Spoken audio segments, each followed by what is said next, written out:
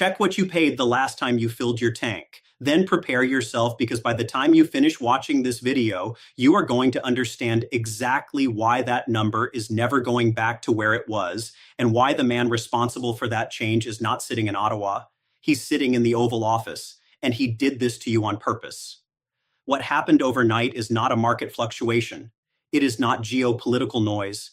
It is the direct, foreseeable, and repeatedly warned consequence of a trade war waged by a president who was told by his own economists, by his own industry lobbyists, and by every independent energy analyst in the country that this exact moment was coming. They warned him. He ignored them. And now you are paying for it at the pump, in your heating bill, in the operating costs of every business that moves goods across this country. Here is what just happened, why it happened, and why the White House rage machine spinning up on Truth Social right now is not going to fix a single thing. Subscribe right now and turn on every notification because what I am about to walk you through is the energy story of this decade, and you deserve to understand it completely. Let's go back to a number that should have been a national emergency the moment it was published. 4 million barrels. That is how many barrels of Canadian crude oil flow into the United States every single day. 4 million. And 70% of those barrels, 2.8 million barrels every single day, go directly to refineries in the Midwest, the Great Lakes, and the Rocky Mountain regions, places like Michigan, Wisconsin, Minnesota, Ohio, Indiana, Illinois. Those refineries were not built to accept just any crude oil. This is the part that the gas station politics crowd never tells you because it complicates the bumper sticker. American refineries in the Midwest were physically engineered, structurally designed, billions of dollars invested over decades, specifically to process Canadian heavy crude oil. The thick, sulfur-rich tar sands bitumen that comes out of Alberta's oil sands. It is heavier than domestic light crude. It requires different equipment. Different processing temperatures, different chemical inputs. You cannot just swap it out like changing a brand of coffee. Analysts at the Center for Strategic and International Studies put it plainly. Canadian crude and the Midwest refinery system were made for each other. Neither one of them really has substitutes or somewhere else to go. That was the situation on the morning that Donald Trump decided to start a trade war with the country, supplying 60% of all American petroleum imports. Patrick DeHaan, head of petroleum analysis at GasBuddy, the platform that tracks fuel prices for millions of American drivers, told reporters that full tariff escalation on Canadian energy could push pump prices up by between 35 and 75 cents per gallon in the hardest hit regions. The Canadian government's own analysis, circulated through diplomatic channels, put the overnight spike number at 75 cents per gallon the moment full diversion begins. Not gradually, overnight. That is the difference between the $3.10 you paid last Tuesday and the $3.85 or $4.10 you are going to see before the end of this week in states like Michigan and Minnesota, and the $5.50 to $6 territory already showing up at stations in parts of New England, which relies not just on Canadian crude, but on refined petroleum products that flow directly from Canadian refineries across the border. Now combine that existing pricing pressure with what Mark Carney just announced, and you begin to understand why this story is detonating across energy markets this morning. Canada is not waiting. Canada is moving. Here is the specific chain of events that led to this moment, because the timeline matters. It begins not last night, not last week, but on June 30th of last year. That was the date the first LNG cargo ever loaded from Canadian soil left the port of Kitimat, British Columbia, aboard a tanker bound for Asia. LNG Canada, a 14 million tons per annum liquefaction facility in Kitimat, owned by a joint venture that includes Shell, Petronas, PetroChina, Mitsubishi, and Kogus, loaded its inaugural cargo. It was a quiet milestone. It got a paragraph in the energy press and almost zero coverage in American media. But every energy analyst who understood the strategic implications knew what it meant. For the first time in Canadian history, natural gas that had spent decades being piped south at a steep discount to American buyers could now be liquefied, loaded onto a tanker, and sold at Asian spot prices. Asian spot prices for LNG are running approximately 6 times higher than the price Canada received selling pipeline gas to the United States. 6 times, not 6%, 6 times the value per unit. Train 1 went live in June. Train 2 came online in November 2025. The facility is now ramping up to full capacity, and Kearney has designated the proposed Phase 2 expansion, which would double output to 28 million tons annually, as a project of national interest, giving it priority regulatory treatment and emergency fast-track status. This is not a proposal. This is infrastructure in the ground, ships in the water, and cargo moving.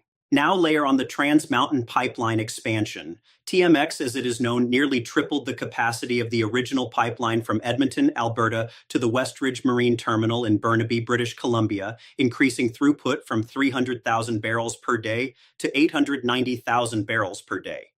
According to Oil Sands Magazine's December 2025 pipeline outlook, tanker deliveries at Westridge had risen from roughly one tanker per month before TMX to approximately one tanker per day by the end of 2025. The record loading figure reached 530,000 barrels per day in November, with 80% of all shipments destined for Asia. 80%. Less than 2 years after the pipeline expansion came online, the majority of oil flowing through it is heading to Tokyo and Seoul and Singapore, not to American Gulf Coast refineries. The infrastructure that American energy policy assumed would always point south is now pointing west, across the Pacific, to buyers who are not subject to American tariffs, who are not asking Canadian producers to absorb the cost of a trade war, and who are paying market rates without political interference. This brings us to what leaked overnight, and this is the part that sent Trump to Truth Social in a rage that, as of this recording, includes 11 posts in 4 hours. Canadian government officials have confirmed to multiple European news outlets that a diversion package covering the equivalent of approximately 2 million barrels in oil and LNG exports is being redirected from American-bound supply chains to European and Asian buyers in what sources are describing as an accelerated market diversification action. The timing is not accidental. It follows the Supreme Court's February ruling striking down Trump's IEEPA-based tariffs on Canadian goods as exceeding executive authority, a ruling that left the administration legally scrambling and politically humiliated. It follows Kearney's January 20th address at the World Economic Forum in Davos, where he told the assembled heads of state that the world is experiencing a rupture, that great powers have begun using supply chains as vulnerabilities to be exploited, and that middle powers cannot afford to comply their way to safety. And it follows a private assessment inside the Kearney government, confirmed by sources familiar with the internal readouts, that the Trump administration has no intention of negotiating a stable, predictable long-term energy partnership with Canada. If there is no stable partnership, you build around the instability. That is what the diversion represents. Not a punishment, a pivot, permanent, structural, and accelerating. Let me give you the third layer of this story, because it is the one that explains the $6 figure in your headline and the real vulnerability sitting underneath it. The United States is the largest oil producer in the world. You have heard this many times. Trump says it constantly. Drill, baby, drill. American energy dominance. And it is technically true. The United States produces more crude oil by volume than any other country. What Trump does not tell you, because his advisors either don't understand it or don't want to say it on camera, is that American domestic production is primarily light sweet crude, the kind that comes out of the Permian Basin in Texas and the Bakken in North Dakota. And the refineries that would need to replace Canadian supply are not configured to process that kind of oil. They are configured for heavy sour crude. You cannot retool a heavy crude refinery to process light sweet crude overnight. You cannot even do it in a year. Energy economists at Wells Fargo put it this way: it would take years of planning, billions in capital investment, and navigation of complex environmental permitting to even begin the conversion. Meanwhile, your tank is empty and it is 20 degrees outside in Detroit. The pipeline system compounds the problem. American crude distribution infrastructure generally runs north to south and west to east. Getting Permian Basin light crude to a Great Lakes refinery that normally receives Alberta bitumen via the Enbridge mainline would require reversing pipeline flows or building entirely new transmission capacity. That is a multi-year, multi-billion-dollar proposition. It is not a solution to a price crisis happening this week. The Canadian government's own economists understood this perfectly when they calculated that 0.75 per gallon overnight spike. They were not guessing. They were reading an engineering constraint that has been baked into the American energy system for 40 years. Here's what this means for you specifically, and I want to be direct about this because the political noise around energy always obscures the personal reality. If you live in Michigan, you are looking at some of the most acute gas price exposure in the country outside of New England. Your refineries, Marathon Petroleum's facilities processing the crude that heats your homes and fills your tanks, are 70% dependent on Canadian heavy crude. That dependency has no short-term substitute. If you live in Minnesota or Wisconsin, you face the same structural exposure, compounded by the fact that your electricity grid in many areas relies on hydropower imports from Ontario and Quebec, imports that are also now subject to the political weather of this trade war. And if you have a 401k or any exposure to energy sector equities, understand what happened to Marathon Petroleum, Valero, and Phillips 66 when the market grasped what Canadian diversion means for their feedstock costs. Analysts at Goldman Sachs circulated an emergency client note with a two-word title: Supply Risk. That is Wall Street language for we have a problem we cannot price hedge out of. That note moved markets. The energy sector futures market is already repricing the assumption that Canadian crude will always be available at the volumes and prices American refiners have relied on. It will not be. Now let's talk about what Trump is actually doing in response, because the Truth Social posts tell you everything you need to know about the strategic depth of this White House's energy thinking. He called Carney a radical left puppet.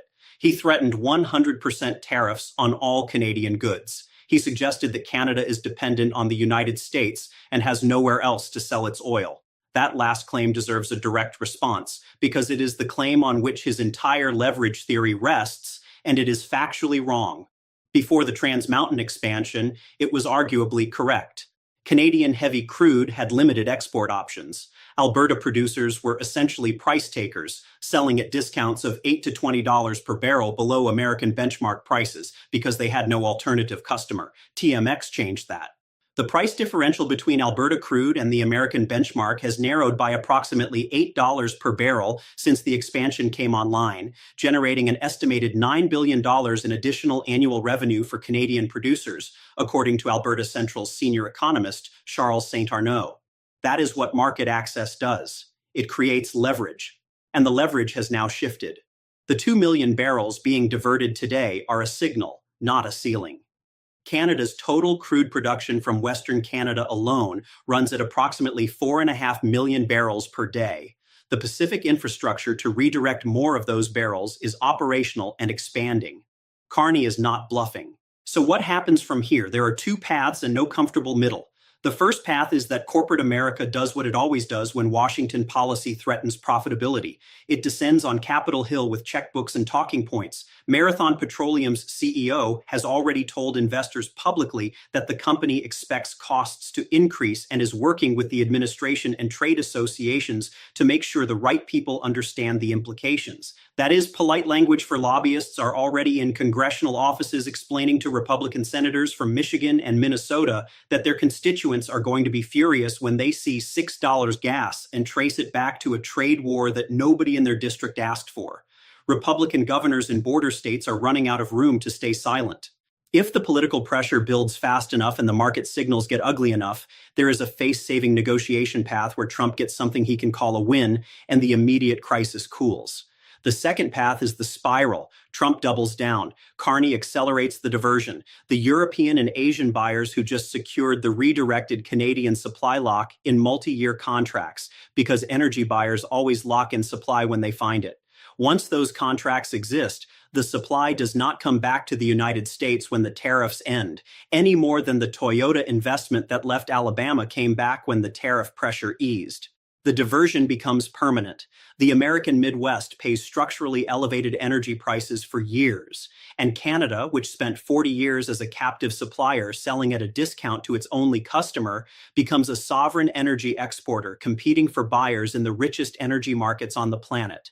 I believe we are already in the second scenario. The LNG Canada facility is operating. The TMX tanker flow is at record levels. The European diversion is in motion. And Carney made his position clear at Davos when he said compliance will not buy safety. He is not punishing the United States. He is ensuring Canada never again finds itself where one customer's political mood determines the financial security of 40 million people. That is a rational, now irreversible strategic decision. What you are paying at the pump is the price of watching that decision get made in real time. Watch the pump price in your state this week. Watch it the week after. Then watch what happens to the senators and governors who stayed silent while this unfolded, because the voters filling their tanks are going to have questions. Drop your answer in the comments now. Do you think Trump understands what he just triggered, or is he going to keep blaming Canada for a price spike his own policy created? Subscribe, turn on notifications, and do not look away. The 72 hours ahead are going to define this story for years.